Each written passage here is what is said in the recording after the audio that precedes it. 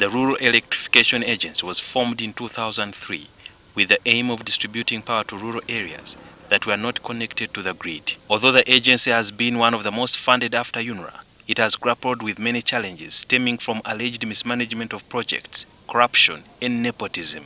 This prompted the President to institute investigations by both police and the Inspectorate of Government, but have not yielded results yet years after. On 30th April 2020, the then Energy Minister Goreti Kitutu gazetted an instrument which provided the minister with more powers in the management of the agency. Later, REA was the first to be merged with the ministry out of all agencies in the process. On 15th July, the Permanent Secretary Irene Batebe wrote to all REA employees who have running contracts with government, notifying them that their contracts will not be renewed after October.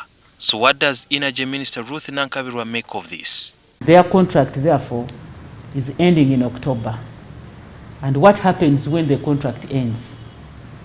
There are standing orders in public service whereby you need to notify that person 3 months before the lapse of the contract. They are key staff, and since they are now going to be off, what is going to happen to the projects that have already been ongoing?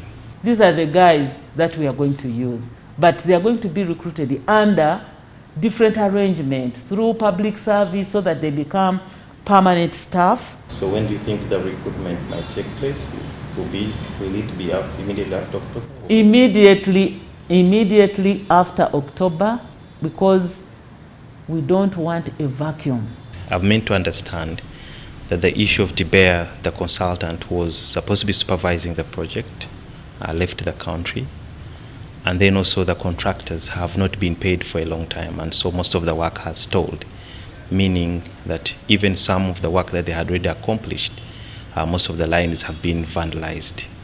What do you have to say about that? We've been trying to evaluate on the repercussion. Some of the problems emanate from the fact that some contractors incurred some challenges because of COVID-19. They just abandoned.